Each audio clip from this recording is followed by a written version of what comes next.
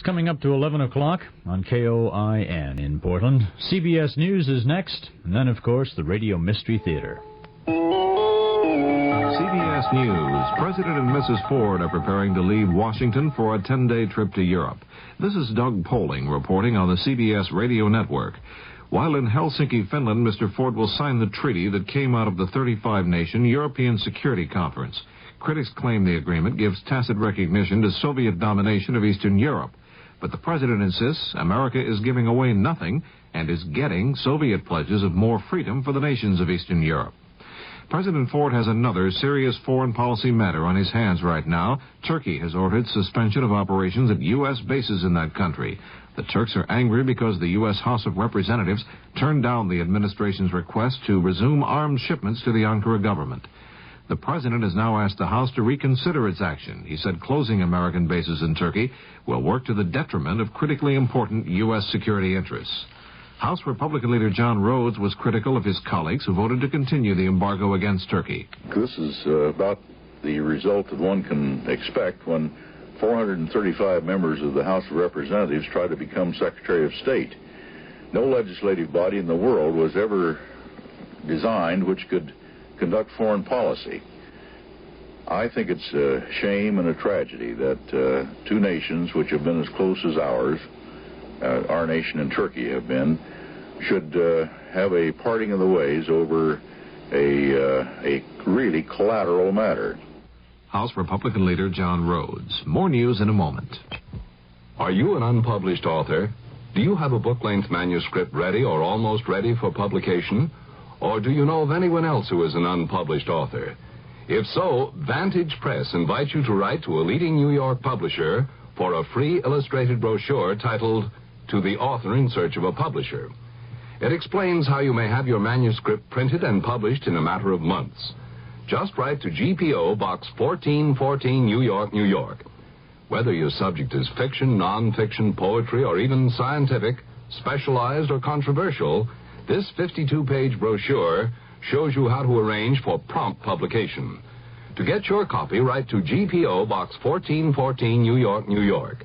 That's GPO Box 1414, New York, New York. If this is your first book, you'll find this free brochure especially valuable and informative. Write to GPO Box 1414, New York, New York. GPO Box 1414, New York, New York.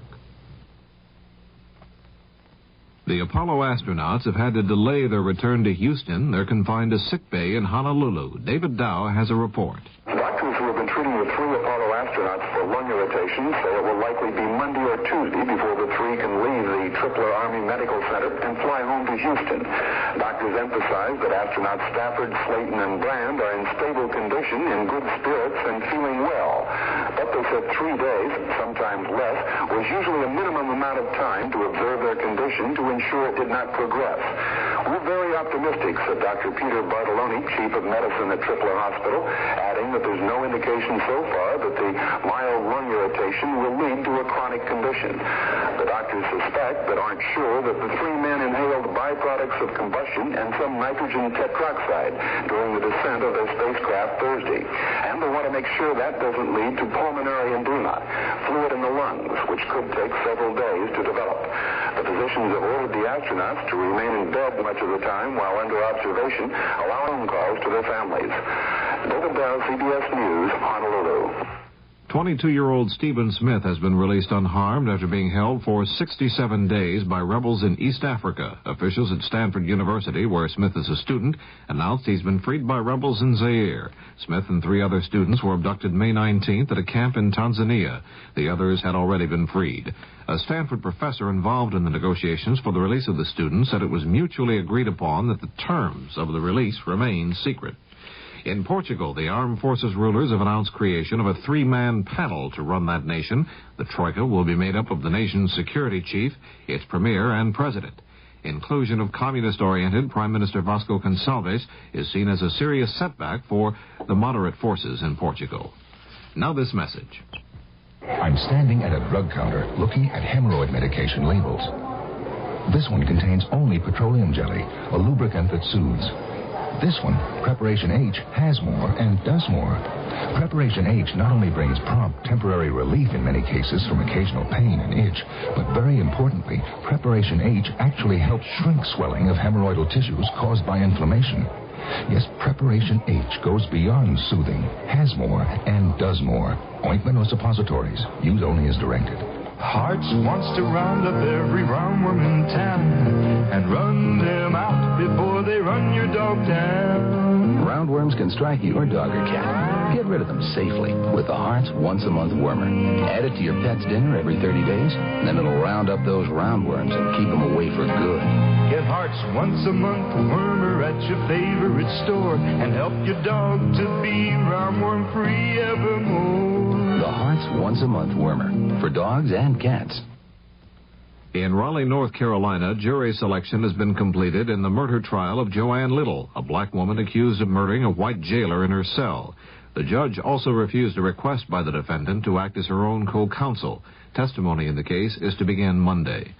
This is Doug Poling, CBS News. The president of the Oregon Board of Higher Education, John Moser, said today he will resign next month.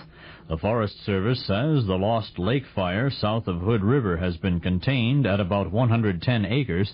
The fire broke out yesterday near Tye Valley. Some 300 men fought the blaze. Former Oregon Governor Tom McCall says he might take the job of Secretary of the Interior if it is offered to him, but that he doesn't expect it will be. The incumbent, former Wyoming Governor Stanley Hathaway, has resigned for health reasons. A self-contained water purification plant has been purchased by Crater Lake National Park. The plant can purify 80,000 gallons of water a day. It is needed because of severe pollution in the park's main water supply. Hundreds have become ill as a result. The park has been closed, and there is no word on when it will be reopened. Oregon Attorney General Lee Johnson says nativity scenes cannot be displayed in public schools at Christmas time. He says the display and the required school attendance is a violation of the doctrine of separation of church and state. 30 off-duty prison guards were called up today after reports of unrest at the Oregon State Prison. The guards were sent home after the two men believed responsible for the problem were isolated. Warden Hoyt Cupp said he called the extra men as a precautionary measure. The body of a 16-year-old Warm Springs youth was found today on the Oregon State University campus. He died of head injuries after falling from a 12-foot-high concrete wall. He was identified as Bruce Berry, a participant in the school's Upward Bound program. The Legislative Emergency Board has approved a University of Oregon proposal to add 1,400 seats to MacArthur Court on the university campus. The $250,000 project will be paid for by private funds. Donors of $250 will be guaranteed the right to buy a coveted season ticket. Most University of Oregon basketball games are sellouts. Donors would get 1,000 of the seats, while 400 would be reserved for students. The weather for Portland, Vancouver, fair tonight, sunny and hot Saturday and Sunday. Lows in the upper 50s, highs 90 to 95 degrees. Northwest winds at 10 to 20 miles per hour, decreasing at night. Chance of measurable rainfall 0 through Saturday. The temperature right now in downtown Portland stands at 70 degrees. That's KOIN News to 11:08. I'm Bill Garrity. The CBS Radio Mystery Theater presents...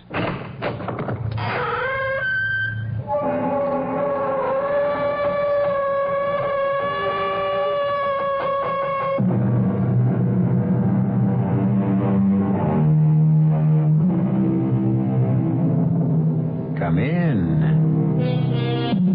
Welcome. I'm E.G. Marshall. Ancient civilizations are remembered for a variety of reasons. Egypt for her pyramids, the grandeur that was Rome, the glory that was Greece. But how about our own civilization? Sometimes in my darker moments, I wonder if perhaps ours won't be remembered as the creators of the sleeping pill, the little pellets that have brought surcease from care to so many, and, unfortunately, death to so many others. All this he needs is a good cameraman, and we could make a film. Please, Jenny, control your sense of humor. And here, take this pill. I never take pills. It is just to help you through the final rite. The making of the mark of the Portuguese Club. That way, I promise, you won't even feel the heat of the branding iron.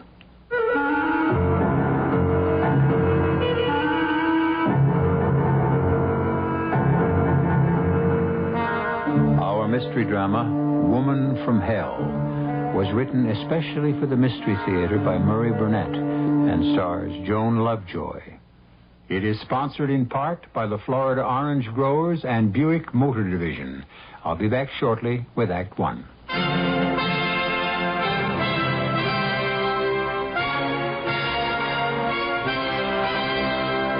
In God we trust. America speaks.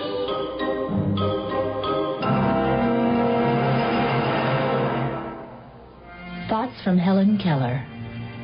I have 4 things to learn in life. To think clearly without hurry or confusion. To love everybody sincerely. To act in everything with the highest motives. To trust in God unhesitatingly. I long to accomplish a great and noble task, but it is my chief duty to accomplish humble tasks, as though they were great and noble. The world has moved along not only by the mighty shoves of its heroes, but also by the aggregate of the tiny pushes of each honest worker. Presented by the Catholic Communications Foundation. Do you think a computer programmer needs the use of his legs? New York University doesn't. They hired a man who's almost totally paralyzed.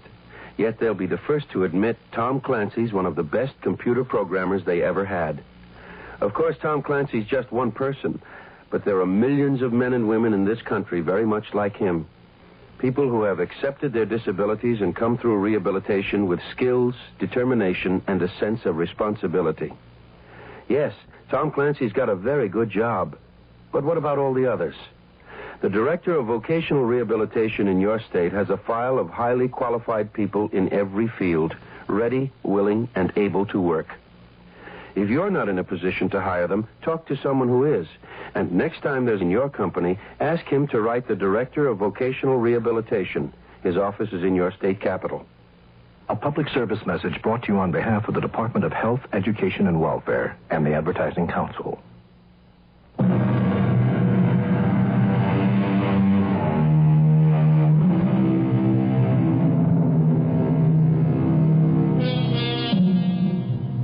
Suicides always rate a few lines of newsprint. But every newspaper headlined the shocking and totally unexpected death of the legendary superstar Jennifer Grinnell from an overdose of sleeping pills. The question on everyone's mind was, had this fantastic woman taken her own life? In Los Angeles, the medical examiner's office was off limits to reporters seeking the answer. One man, however, had been admitted, given a report, and now he walks slowly down the long corridor out of the building and into the bright California sunshine. Mr. Ducot! Mr. Ducot! I have nothing to add to what I've already said. No, you've got me wrong. I'm not a reporter. Here's my card. Darrell Jones, private investigator. I have no need for a private detective. But I need you. You see, someone's hired me to look into this death. Then I'm not the only one who feels there's something very strange about this so-called suicide? You can say my client has some doubts. And who's your client? Now, come on, Mr. Ducot. You know that information must be confidential. Good day, Mr. Jones. No, wait a minute. Where are you going? To my car. It's in the parking lot. Okay, if that's the way you want to play it. Have you ever thought how much better your chances are of proving your wife didn't commit suicide if you had some professional help? That was my introduction to Mr. Darrell Jones. Other introductions are in order. My name is Lawrence Ducot, the man who accompanied Jennifer Grinnell through life. Her only husband. But a husband who remained so discreetly in the background throughout her flamboyant career that only her intimates knew she was married. Nevertheless, I loved her, and I could not allow the world to believe she'd taken the coward's way out. And so I found myself in a quiet restaurant, drinking coffee with Durrell Jones. I'd like to know why you're so sure that Jennifer Grinnell didn't commit suicide. I should know. I was married to her. We lived apart, but we kept in touch. Oh, give it up, Ducot. You're never going to make anyone believe you and Grinnell had a close relationship. I was under the impression you were going to be of some help, but you're just the same as the police.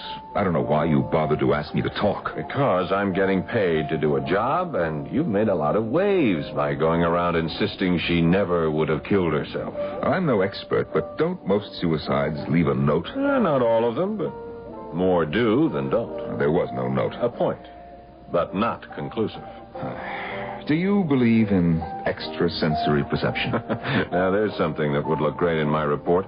No hard evidence, but husband says that his ESP tells him Grinnell was murdered. How about a tape recording? You have a tape proving she was murdered? No, not exactly, but if you want to come out to my house, I think you'll find it interesting.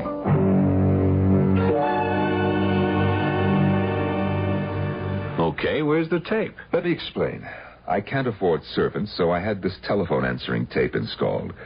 And since Jenny and I spoke frequently, I've kept a tape recording of every phone call. Very clear.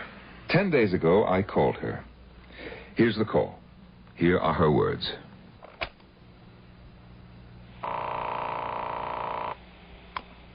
Hello? It's me, Jenny. Oh, Larry. I'm so glad you called. You're in trouble, aren't you? Yes. Money? Oh, worse. Can I help? I was just writing a letter to you. You can tell me about it. Oh, no. No, not over the phone. You're frightened. Now, what is it, Jenny? The one secret I ever kept from you, my pet. Well, tell me. The letter I have just written to you, it should explain enough. Goodbye, love. You were so sweet to call. Jenny, don't hang up. Jenny. Now that you've heard that conversation, what do you think? I can understand why the police weren't interested. You don't believe that she was frightened? Sure. But of what? She didn't mention anything specific. If the police and the medical examiner say that Grinnell killed herself, I'm not about to argue with them. Well, then, why did you take the case? That's the way I earn my living. A client asks me to look into something, I look into it. That's why I'm here. But I'm not on anybody's side, and I don't like to make myself look like a fool, especially in front of the cops. I see. Now, she said something about a letter she was writing. Did you ever get it? No, she must have had second thoughts after she talked to me. I never received the letter. It was a lie. I had received the letter, but I felt that it would have been useless to show him. His mind seemed to be made up, and so was mine. Jenny had said one secret she never told me. Because I felt that Jenny's secret lay in her past, I went to the man with whom she'd had her longest and closest relationship, the spectacularly successful novelist, Bruce Brown. He was working at his latest retreat, a remotely situated house on the Greek island of Samos. You're here about our girl. How can I help? Well, first by telling me whether you think she committed suicide. Hell no. That's why I hired a private detective. By the name of Durrell Jones? That's my boy. Has he been in touch? Yes, he has. And? He thinks she did it. Does that make you change your mind? Well, it bothers me. Jones is good. Who would want Jenny dead? Bruce, she was scared. Scared? Our Jenny scared? Our Jenny. Hey, look, do I catch a whiff of jealousy after all these years? Come on, shall we stick to the subject? Right after I tell you something. If you don't mind, Bruce, I think It'll only take a minute. Now, you know when I first met Jenny, and you know how I fell for her. But what you don't know is that I proposed to her. You know what she said? Not only what she said, but how she said it. She told you? She didn't have to. I know the routine. She opened those violet eyes wide, and in her best ingenue voice said, "But I am married." Yeah, well, what you don't know is that I asked her to get a divorce. She refused. Welcome to the club. You say she was scared. What was scaring her? I received this letter, postmarked the day of her death. Shall I read it to you? No. Here, let me. Dear heart, there is no way you will make any sense out of this letter. But I do not see any other way. If 1 week after you receive this craziness I am still alive, you will destroy it and forget it. If something should happen to me, then you will make your own decision. Yes, I am afraid. Of what? Of a mistake I made back in the days of innocence. I never told you, but now it has come back to haunt me. But I also have another secret. I kept a diary. A diary? Jenny, a diary like any schoolgirl. I don't believe that. She's putting you on. Now, finish the letter and then we'll talk. I have written both too much and not enough. But for your own dear sake, I warn you, trust no one. No one. Adieu, Jenny. Well, what do you think? I think if this letter had been written by anyone but Jenny, I'd say it was a woman who was going insane. But with Jenny, well, there's no question she was scared. And fear, well, fear is just the wrong emotion to associate with Jenny. If we think that way, we're not going to get anywhere. Well, where do we want to get? I want to get whoever killed her. You think we can? She has the answer in her diary. Do you know where it is? I have an idea. Excuse me a moment. Yeah? Bruce, this is Jones. Yes, Jones. You got something on the Grinnell case? Look, I'm calling to tell you that there is no case. The dame took an overdose of sleeping pills, period. There wouldn't have been any talk at all if it weren't for her husband. He made news just by turning up. Very few people knew that she was still married to him. Well, did you talk to him? Oh, sure. I even listened to a tape of a phone conversation he had with her, but that just proved she was upset. Larry, did you show Jones the letter? No. Hello? Hello, you still there, Bruce? Yes, I'm still here. Oh, look, I haven't got a single clue that points anywhere except to suicide. Okay, you've made your report. I want you to stay on the case. For how long? Until I tell you to quit, or until you tell me you're quitting. Okay. You're paying a hell of a price for what I think is plenty of nothing. I understand. You keep pitching, and I'll keep the money coming. Bye. Well, you heard, Larry. Yeah, I heard. He's convinced it's suicide. I'm glad you didn't tell him about Jenny's note. Well, I didn't because you didn't, and come to think of it, why didn't you? Because Jenny specifically wrote for me not to trust anyone. But you've already disregarded that bit of advice by telling me. What Bruce Brown said was true. But I hadn't told him everything. I hadn't told him that Jenny's favorite song was La Vie en Rose. Or that I felt Jenny was trying to tell me something about the diary and how to locate it. That's why I stood on the cobblestones outside René Pergamo's florist shop on the Rue Clichy just 2 days after I talked with Brown. René's window, with its usual bounteous and beautiful display, brought back memories. And as I stood there, René himself came rushing out. Monsieur Ducot, monsieur, may I express my condolences and shock at this sad news. When I heard, I could not believe. I know, René, thank you. Come inside. You're most welcome, mon ami, and expected. Expected? But of course. A few days ago, this little package arrived from Madame, addressed to you and marked, hold for arrival.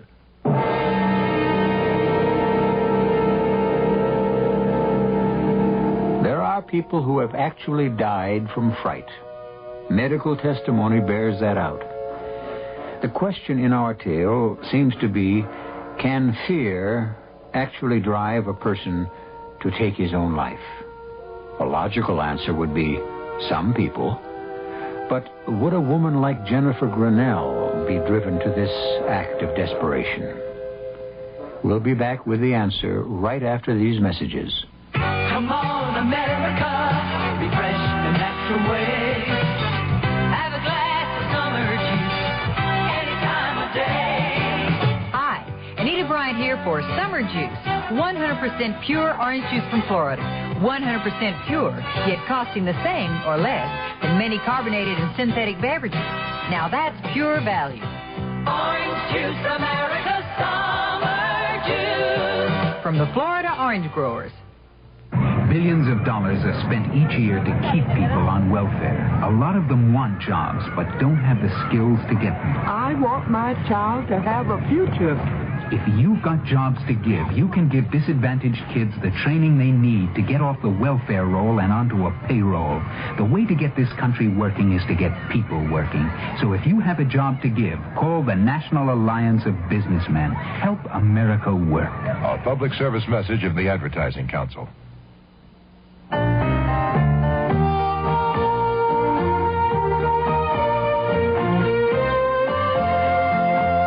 I think it was the first time I can remember really going fishing with my dad. I'm sure I'd been with him before, but the first time I really remember it was wading downstream with him in an extra big pair of wading boots as he felt his way very surely along the stream bed, and I shakily held onto the willows, and we found a spot where my dad lifted his finger to his lips and said, "Shh, we don't want to scare the fish away."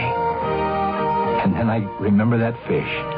The biggest fish I'd ever seen in my life, and it was on the end of my line.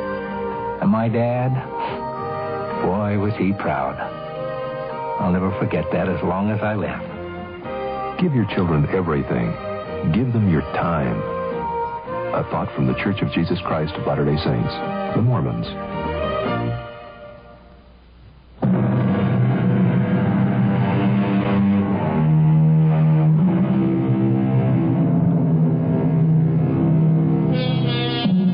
Now, what does anyone expect to find in a florist shop in Paris in the spring?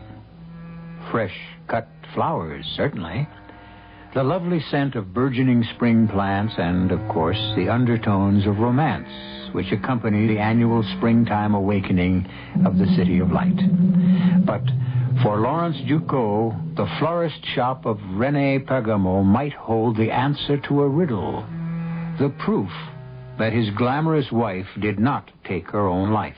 How long are you staying in Paris, Monsieur Ducot? Well, that depends, René, on what is in this package. Monsieur, let me assure you, if there is any way I can be of help. Well, that's very fine of you, René. Let me get the door for you. These are not just words. Attention, monsieur, watch out. Here, monsieur. Idiot! Oh, well, let him go, René. But I won't forget that I'm even further in your debt. You know, he really might have hit me. It was almost as if he were trying. That is our Parisian drivers for you. Hop in, Ducot, quick. Jones, what are you... Come on, or we're going to lose that car that almost got you. You know, you're talking like a man who believes that car really tried to run me over. It's a lot easier to believe that than your story that your wife didn't kill herself. Still, why would anyone want to rub you out? Because, perhaps, of this package. Ah, damn. Lost him. Now, what's such a big deal about that package? It's my wife's diary, complete up until the day of her death.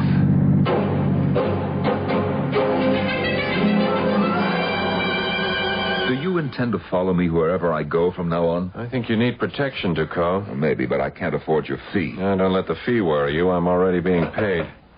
Oh, room service, please. Is your client paying for this, too? Of course. Oh, yes, 2 special lunches, the filet of sole and a carafe of white wine to 731, Mr. Ducot's room. Thank you.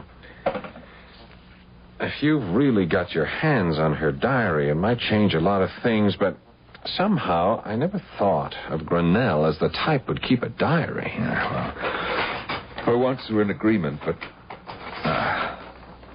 here it is. Do you recognize her writing? I'll take your word for it. But before you start to read it, think. No one, not even you, suspected she kept a diary. Maybe there are some things she didn't want anyone, I mean anyone, to know. Jones, you're a fool. I was married to Jennifer Grinnell for 23 years, and I knew her a lot better than anyone guessed. We're not going to find anything in this diary she'd be ashamed of.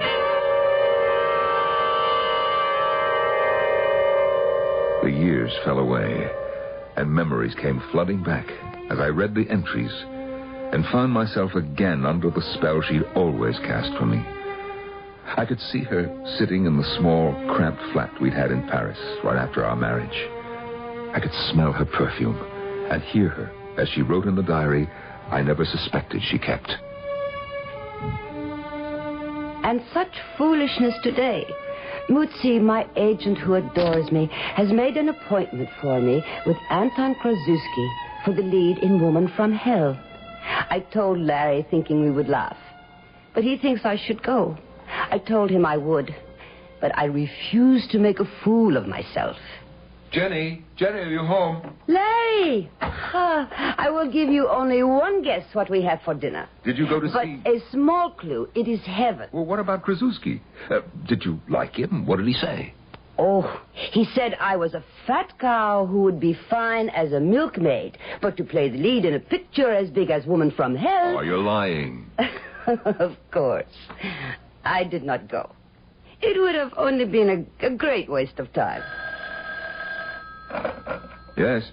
May I speak with Jennifer Grinnell? Who's calling? Who is it? Krasuski. Your waste of time. Anton Krasuski. Now, young lady, you will tell me why you failed to keep an appointment with Anton Krasuski yesterday. May I have a light, please? Do you want the part? Are you offering it to me? Here is your light. The part can be yours, depending. Depending? On how much you really want it.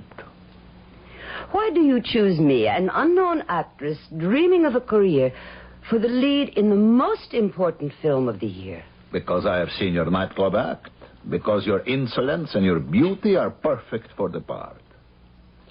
Well, pardon me for being slow, but I thought there were other considerations. Only one. Join the Walpurgis Club. The Walpurgis Club. And what is that? A club of witches? Exactly. It was a desolate house in the country, lit only by firelight and candles with weird music, and people drunk, not with liquor, but with some kind of frenzied belief in the magical power of the devil. As Krasuski took me through the various rooms, he watched, and then asked perceptively, You find this amusing? That disappoints you? Not at all. But I must warn you that this is literally playing with fire. With hellfire? A most exact description. And now I would like you to see the altar. The altar is impressive. But I was more impressed with the worshippers. They believed. And people who believe as deeply as they did can be dangerous. Krasuski was most cordial today when I again visited his office. It is my belief that you were born a witch. I only wish to reawaken your slumbering destiny, as I'm sure I can make the hidden fire in your eyes burst into flame with the proper caresses. No doubt. But just what plans do you have for me in the Walpurgis Club, if I should join? You will be a star, believe me. The club has helped me in my career, and I know we can help you. I will do as I always have, help myself. What I was asking was, what does the club expect of me? Only to recruit members. And suppose I should fail? You fail? Unthinkable. But we are not monsters.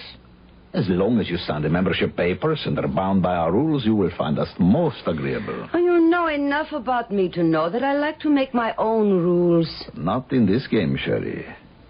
Not in this game. Ever.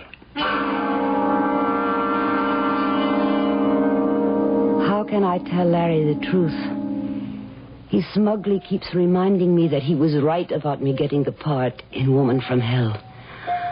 How I ache to tell him about the Walpurgis Club. But I cannot. And even if I did, he would just laugh and dismiss it as a silly joke on Krasuski's part. I must admit I felt the same, but there are certain things that worry me.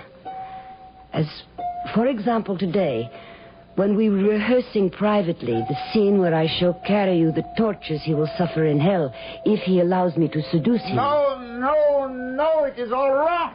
And how many men have you seduced, Anton? You will listen to me, because when this man takes you in his arms, he is doomed for all time. If you do not believe, how do you expect the audience to believe? This is your picture. And you are the woman I chose. A woman from hell would know. She would see immediately that this is a man who likes to suffer, who enjoys being tortured, so that he will have the best of both worlds. You in this, and eternal punishment in the next. You know this, and you are amused. I am not confused. Tell me, Anton, how do you know all this? Don't you know? I have a hotline directly to hell. I do not like it. I do not like it at all. But I cannot withdraw now, and the picture promises to be a success. It is almost frightening, the knowledgeability that Anton shows about the workings of hell. I even accused him of it the other day during a break on the set. But why should you question my knowledge of witchcraft and diabolism? You and I belong to the same club. I am reaping the benefits of years of research. And your payment, Anton, for these benefits. How much is it, and when is it due? I will tell you. Or perhaps you will know when the picture is finished.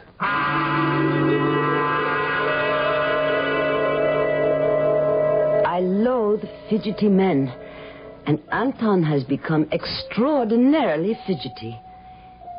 He has also become a bore about other men. He blames everything upon Hollywood and the Klieg-lit frenetic quality of our success. But this is nonsense, and he knows it. When are you seeing him again? You mean Bruce? You are forgetting an obligation to the club to which we both belong. I cannot help it if I am not a good saleswoman. Isn't that an understatement? Your record is immaculate. Not one convert to the Portuguese club since you became a member. Remember, I warned you about the possibility of my failing. I remember. And now it is I who have to warn you. Either Bruce Brown becomes a member, or you will suffer severe consequences. They overestimate my influence on Bruce. They know just how infatuated with you Bruce is, and you have never really believed, have you, Jenny? And you won't until it is too late. However, we have a problem. We? Do you mean you, the club, or me? All of us. You remember Jacqueline Fournier? Of course. Then you may also remember that she was announced for the part that I gave you in Woman from Hell. Must we go through this ancient history? I am afraid we must. You see, she has heard rumors about the Portuguese club, and she threatens to do a whole expose, claiming you got the part through witchcraft. Let her.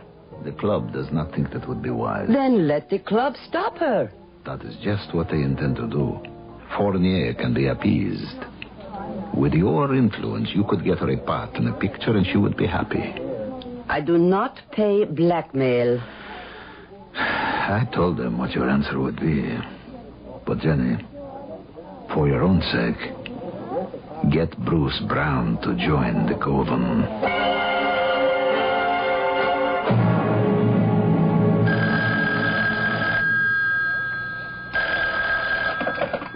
Hello? Have you seen tonight's paper?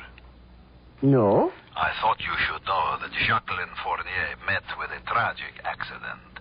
Her car ran off Mulholland Drive and crashed. She died almost instantly, which, of course, is something to be thankful for.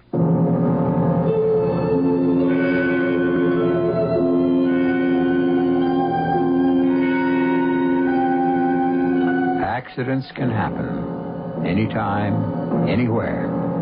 And today, everyone knows what you mean when you designate a person as accident-prone.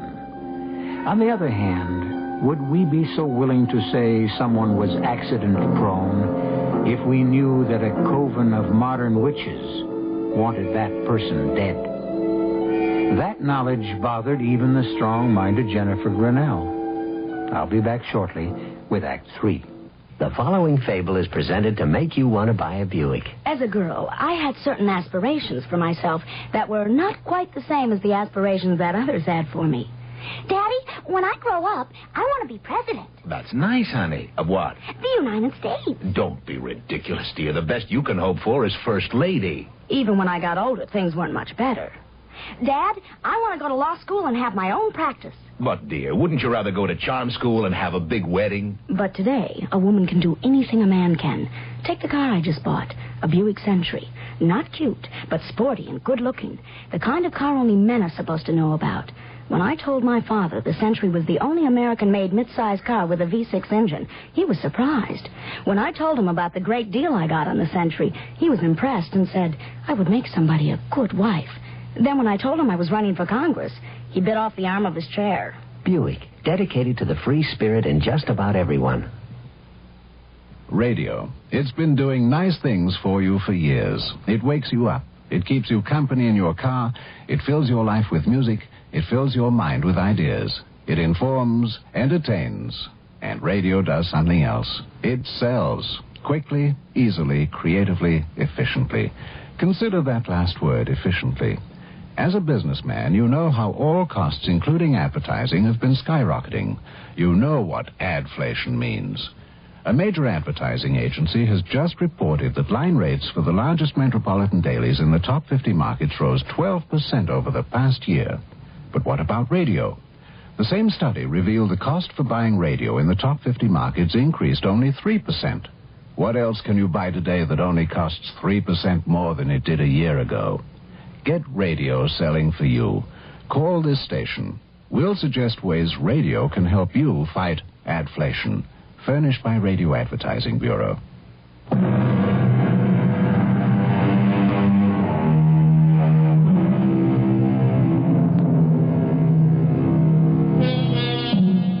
One of the most famous and dramatic moments in the theater occurs in the play Peter Pan, when the actress playing that immortal boy turns to the audience and asks them to applaud if they believe in fairies. Invariably, the house breaks into a storm of applause. However, would the audience response be the same if the actress asked for applause from those who believe in witches? That was precisely the problem that faced Lawrence Duco as he tried to prove that his wife didn't commit suicide. Her diary asked him to believe in witchcraft. Now, if you want to waste some more time, we'll continue reading the diary, but my advice would be for you to burn it. Less than 2 hours ago, you were all enthused over the chances of finding the answer to Jenny's death, and now... You're not thinking, chum. You started all this because you wanted to clear the stigma of suicide from your wife's name. And I still do. Even if you now brand her as a believer in witchcraft, a wheeler-dealer in the occult who built her whole career upon a deal with a coven of modern witches? I don't see that it has to be put just that way. And I'll make my decision when I've finished reading the whole diary. And so I reopened Jenny's diary, and again found myself reliving those days when Jennifer Grinnell was Hollywood's biggest star, and I, her husband, was a forgotten man, while her romance with America's favorite writer, Bruce Brown, headed the list of items in every gossip column. Hello? Jenny, it's me. I'll pick you up at the usual place at 9. Oh, that is not possible, Bruce. Why, what's up? I thought we had gone beyond questions. Well, I thought so too, but that was before we stopped seeing each other. Or haven't we stopped seeing each other? More questions? I'll pick you up at 9. No, not tonight, really.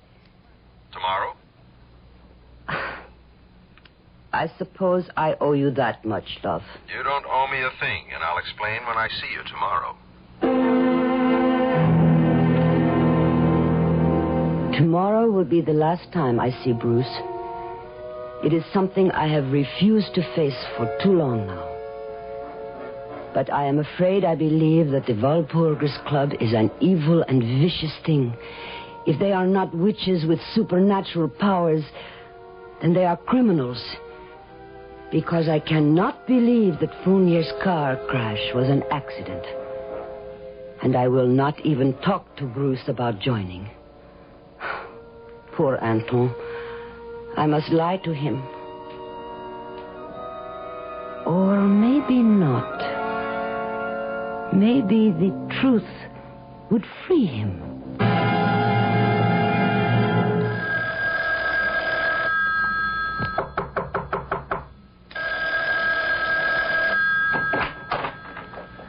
Come in, Anton. Isn't that your phone I hear ringing? Yes? Why don't you answer it? You know me better than to question me, Anton. I do what I choose. If I do not want to answer the phone, I do not. Because you know very well that was Bruce Brown calling, and you did not want to talk to him. So? You have deliberately broken off your relationship with him. And if I have? If you have done something I have never known you to do since we met. You have broken your word.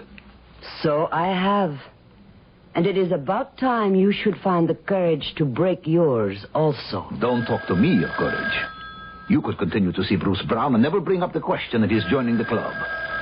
But that way you might get him into trouble if the club members are really witches and warlocks. So you take this coward's way out, and it ruins me. What can they do to you? For starters, they can take me off the picture. I will not allow them to do that. They have already done it. Will you answer the phone? What do they expect to gain by punishing you? First, discipline for the ranks. I was the one who recruited you, and that was an error. 2, they think perhaps out of a feeling for me, you will change your mind about trying to recruit Brown. Ridiculous. Yes, I know. But you will suffer, too. Just wait until you see the new director. At this point, I closed the diary. Jones looked at me inquiringly. Had enough, Ducot? Now I understand what Anton Krasuski was trying to tell me. You went to see him. When? As soon as I heard he'd been taken off Jenny's picture and replaced by Luigi Forelli. You seem to be pretty buddy-buddy with a lot of your wife's lovers. We had a lot in common. Would you like to hear what happened when I went to see Krasuski? Well, I'm still on the case, and my report has to be written. Go ahead. Of course, you never knew Krasuski, so you wouldn't have noticed, as I did, the changes as I approached his house. It used to be crowded and well lit. And this night it was empty and almost deserted. I crossed the driveway, rapped on the door.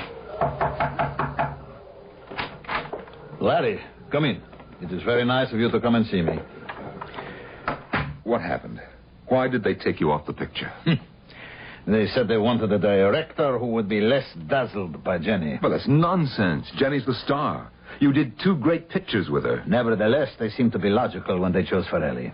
Do you know any director who is less dazzled by Jenny than Forelli? He hates her. And she him. It almost seems as if someone wants to ruin Jenny and her career. And me, no? Here. Look inside my forearm. Wait till I roll up the sleeve. Now, tell me what you see. Are you sure you're all right? Tell me what you see. Well, a small scar. It's shaped like a horseshoe or a hoof. That's right. Now ask Jenny. Ask her to show you hers. And that's when I walked out on him. Did you ask Jenny about her scar? No, I never did. When she broke her leg and was taken off the picture, it completely slipped my mind. And then... Oh, well, you know what happened then. Oh, everybody does. Your girl couldn't get herself arrested in Hollywood. She was finished in pictures. You don't know what that meant. Look, Ducot, I am still interested in finding out what happened just before she died. And I think we ought to skip ahead in that diary and see if we can find out. Yes, you're right. Now, let's see. Sometimes she dated entries and other times not, so... Oh, yes. Here. This one's dated just a month ago. And here's what she says. It has happened. I suppose I should have known that someday it would happen. But I really thought I was finished with the Walpurgis Club. So many years had passed, and no word from them. And so it came as a surprise when I did hear, and in a way I never would have expected. My agent phoned and told me that Tyler Campbell wanted to see me. I'll confess, I felt some of the old excitement of meeting a talented motion picture director. I've always been one of your greatest fans. Every scene in Woman from Hell is etched indelibly on my memory. I'll quote the dialogue for you if you like. Would not you be embarrassed if I said, please do? If you want my company, all you have to do is pay for it. If you want my love, you will pay more. A price that I advise you no one can afford. Enough. I am convinced. I can't understand why a talent like yours shouldn't still be working. Oh, I agree with you. And that's why I've come to see you. How do you feel about trying a comeback in a film I'll direct? Of course, I wouldn't expect a commitment until you'd seen the script. You haven't even asked what the film will be about. Well, I was not up to that in my mind. Mm-hmm. It's about witchcraft. Oh? Does that turn you off? Well, it is too soon to say. You know I don't do ordinary films, Miss Grinnell. Yes, I know. And I assure you the film is well worth doing. Today, witchcraft is in. But I intend to use it somewhat differently. I see you as fate. Beautiful, enigmatic, and inescapable. Interesting. Good. I promise that I shall shoot you so that even in the cruelest close-up, your scar won't show. My scar? Don't tell me that little mark inside your wrist is no longer there. Even plastic surgery won't eradicate it. And it's exactly the same as the one I have here, behind my ear. See? Yes, I see. So this was all a trick. You are a member of the Walpurgis Club. In good standing, Miss Grinnell. Which is more than I can say for you. But my offer to do a picture with you is very real. I am not interested. Too fast. You make a decision before you know any of the facts. We have nothing more to say. I suggest you listen. If you think you've paid your dues in full, you're mistaken. You betrayed us. And you betrayed your oath. I am finished with you and with the club. And you will be. I promise you. Do one small favor, and you'll be a big star again. And no strings attached. How do you mean, no strings? You will be allowed to resign from the Walpurgis Club. The only member in its 300-year history to be given that privilege. I have already resigned. I have not been to a meeting What we have in mind does not necessitate your going to a meeting. You've heard of Jason Albright. Who has not? He is the 6th or 7th richest man in the world. Mm-hmm. Did you know that Jason Albright is one of your greatest fans? No. He's worshipped you for years. How nice. Jason Albright is very ill. In fact, he's terminal. Well, that is too bad. My fan club will be reduced by 1. True enough. But you can make a dying man very happy. Simply by talking with him, visiting, spending a little time with him. Are you out of your mind? Why would Albright has no heirs. His will leaves all his money to various charities. But wills can be changed. I see. Of course. Simplicity itself. Nothing for you to do except spend a little time with Albright. Be your charming self and persuade the old man that the Walpurgis Club is worthier than all of his other charities put together. Precisely. Couldn't have put it better myself. Before you answer that, I have a feeling it will be Jason Albright. What? We managed to get word to him that you'd be receptive to a call. I see. Hello. Who is this? No, this is not Miss Grinnell. She is not at home. She will not be in for some time. No, I do not know. Goodbye. That, Miss Grinnell, was very foolish. I want you to think carefully. Think what a small thing we're asking of you. And then consider the alternative. We can make things very definitely unpleasant for you, Miss Grinnell. Think it over. How long do I have to think? We can give you only 12 hours. And then we'll be here for your answer.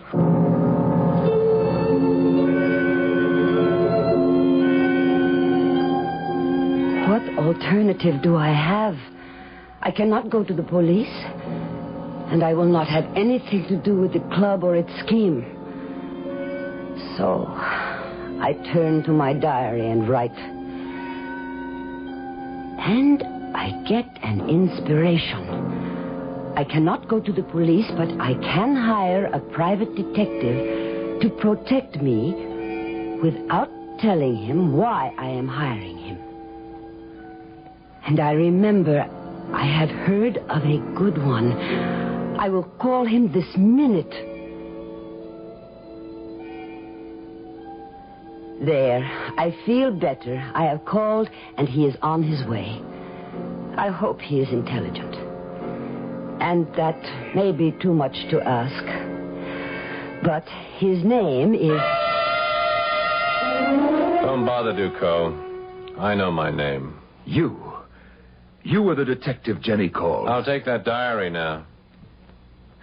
If you look closely at my wrist, you'll see the mark that her diary described so well. And now, of course, you understand why the cause of her death must remain a suicide.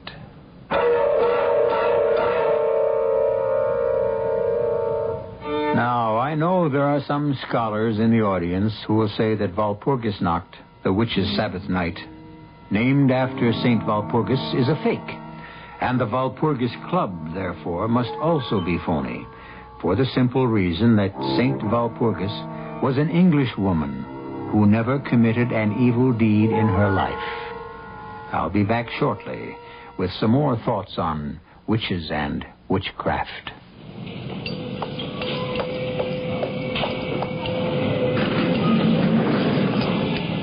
Welcome to Gurney's Department Store. What? Please announce your floor. This elevator is activated by your voice. I want the maternity shop. At 12th floor, watch the door. Are you pregnant? Yes. Are you sure you're a recording? I am a recording. Have you seen a doctor? Yes, at the beginning of my pregnancy, and I'll see him often during it. Do you plan to follow his advice? Of course. I'm not going to take any medicine unless he prescribes it. I'll get plenty of rest and do some moderate exercise. And what about your diet? I'll eat the right foods. Foods that are good for me and good for my baby. 12th floor, maternity. Thanks. A recording. I'm talking to a recording. Remember what the March of Dimes says. Be good to your baby before it is born.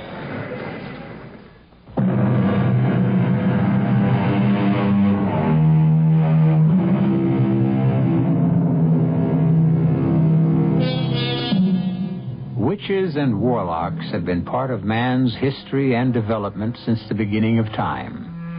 And frightening demons and demonology abound in the history of civilization. And also in man's progress, scientists for years have solemnly announced that there are no demons, no witches. Then why do these myths persist? I think perhaps because we need them. If they really don't exist, then we'll invent them to answer this need. It's something to think about till next time. Our cast included Joan Lovejoy, Norman Rose, Mandel Kramer, Paul Hecht, and Nat Polan. The entire production was under the direction of Himan Brown. And now, a preview of our next tale. How long does murder keep fresh? Forever. Even 20 years? Whose murder? He killed a priest. A priest? Father Jim Morgan, what have you got? What do you got? You got my word that your sentence will be cut. I made deals while you was in diapers. Now, we'll do it this way. My mouthpiece has to meet with a DA. Get dotted, and all the T's get crossed. How do I know you got anything? Only 3 guys know about something that could sit Mike Perry down in a chair. Mike, me, and Pop Morrison. I like you, copper. But first, my mouthpiece has to tell me we got a deal. Radio Mystery Theater was sponsored in part by Buick Motor Division and by the Florida Orange Growers. This is E.G. Marshall inviting you to return to our Mystery Theater for another adventure in the macabre. Until next time, pleasant dreams.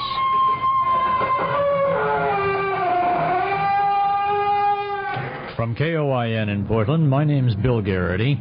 Have a good night tonight and a better day tomorrow. Have a good weekend. See you on Monday. Bye-bye. CBS News. Space Agency doctors are optimistic the Apollo astronauts will recover from breathing possibly poisonous gas during re-entry. Probably will have no lasting lung damage. Good morning. I'm Mike Stanley reporting on the CBS Radio Network. Thomas Stafford, Vance Brand, and Deke Slayton probably will spend at least 3 days as patients at Tripler Army Hospital in Honolulu as doctors watch for the possible development of pulmonary edema, accumulation of fluid in the lungs. First X-rays, it was reported, showed lesions in Slayton's lungs. Condition appears to have stabilized. The astronauts, described as in good spirits and eating well, are receiving oral steroid drugs to reduce lung irritation. They are generally confined to bed, but were allowed up to telephone their wives. CBS News continues following this message. Are you an unpublished author? Do you have a book-length manuscript ready or almost ready for publication? Or do you know of anyone else who is an unpublished author? If so, Vantage Press invites you to write to a leading New York publisher for a free illustrated brochure titled To the Author in Search of a Publisher. It explains how you may have your manuscript printed and published in a matter of months. Just write to GPO Box 1414, New York, New York. Whether your subject is fiction, non-fiction, poetry, or even scientific, specialized, or controversial, this 52-page brochure shows you how to arrange for prompt publication. To get your copy, write to GPO Box 1414, New York, New York. That's GPO Box 1414, New York, New York. If this is your first book, you'll find this free brochure especially valuable and informative. Write to GPO Box 1414, New York, New York. GPO Box 1414, New York, New York. The Pentagon is withholding orders to some 7,000 U.S. servicemen in Turkey, pending clarification of just how severely American use of some 24 bases will be limited. Turkey, angered by congressional refusal to okay resumption of American arms shipments, ordered all activity to stop today by 5 p.m. Eastern Time. The situation is being watched carefully from Brussels, as we hear in this report from Michael Landers. NATO is waiting for clarification of just what the Ankara government has in mind. And alliance diplomats say what happens to the bases now is a matter for the United States and Turkey to work out, because the agreements covering the bases are between Washington and Ankara and do not involve NATO directly. There is no question that the American bases in Turkey are vital to the Atlantic Alliance along its strategic southern flank.